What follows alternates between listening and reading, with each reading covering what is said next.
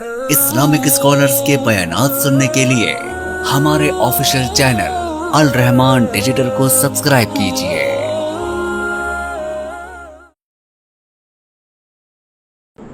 ایمان والو،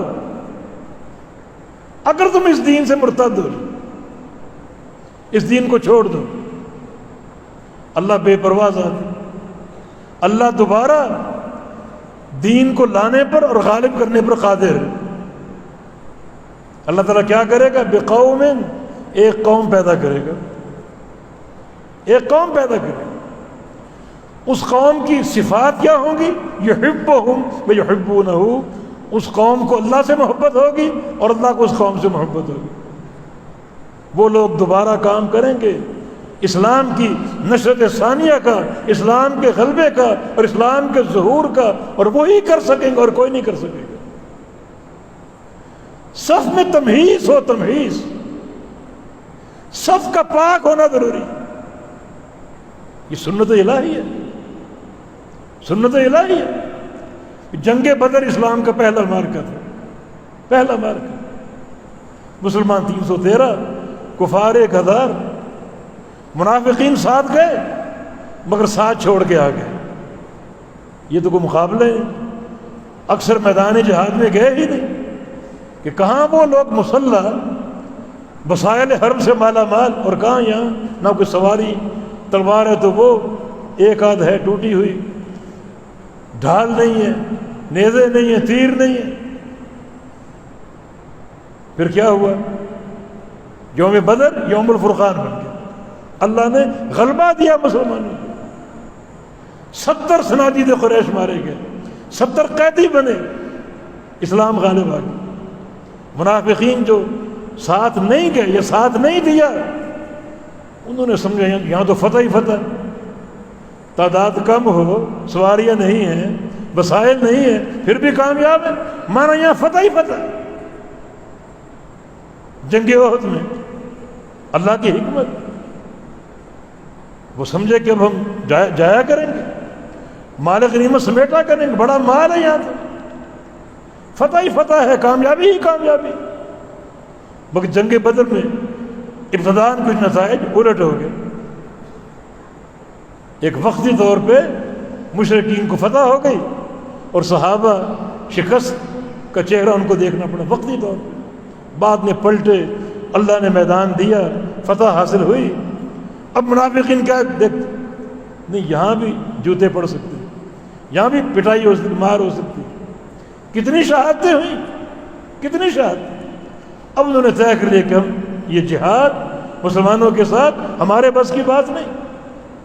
حکمت الہی یہی تھی کہ ٹھیک ہے تمہارے بس کی بات نہیں ہے، ہم اس سب کو پوری طرح پاک دیکھنا چاہتے ہیں، تم جیسے منافقین کی ضرورت نہیں ہے۔ یہ غلبہ جو ہے اسلام کا ظہور جو ہے، یہ پاکیزہ لوگوں کا، اس میں اس طرح کے لوگ، ان کا تلوث، یہ قابل قبول نہیں۔ صف کا پاک ہونا ضروری ہے، تمہیز ضروری ہے، تمہیز۔ اہل حق، اہل توحید جدا ہو جائیں، وہی کامیاب۔ یہ ملاوٹ اگر ہو جائے ایسے عناصر کی جن کے بدعت بھی ہو، شرک بھی ہو، وہ اسلام کے کام آنے والے نہیں، کوئی ان کا فائدہ نہیں۔ اور اللہ فرما رہا ہے اگر تم سارے مرتد ہو جاؤ، سارے مرتد ہو، میں پھر بھی اپنے دین کو غالب کرنے پر قادر ہوں۔ کیسے؟ ایک قوم کے ذریعے۔ وہ قوم کیا کرے گی؟ اس قوم کے 2 نمایاں وصف ہوں گے۔ وہ قوم اللہ سے محبت کرے گی اور اللہ کو اس قوم سے محبت ہوگی۔ وہ لوگ غلبہ دین کا کام کریں گے۔ یہ کام وہی لوگ کریں گے جو اس محبت سے معمور ہیں۔ اور دینی اعتبار سے محبت جو ہے، اس کی اساس اللہ کے رسول کی اطاعت ہے۔ قل ان کنتم تحبون اللہ فاتبعونی یحببکم اللہ، کہہ دیجئے اگر تم اللہ کی محبت چاہتے ہو، میری اتباع کر لو، اللہ کے محبوب بن جاؤ گے۔ اللہ کے نبی کی اتباع اللہ کی محبت کو حاصل کرنے کا ذریعہ ہے۔ تو جس قوم سے ہم نے کام لینا ہے، اس قوم کا نمایاں وصف جو ہے وہ محبت ہے، اللہ اور اس کے رسول کی محبت، اور یہ محبت اس کی اساس جو ہے اللہ کے رسول کی اتباع ہے۔ معنی غلبہ دین کا کام، ظہور اسلام کا کام اللہ جس قوم سے لے گا وہ قوم پوری طرح بڑے خالص اور مخلص ہو کر اللہ کے پیغمبر کے متبع ہوں گے اور آپ کی سنت کے پیروکار ہوں گے۔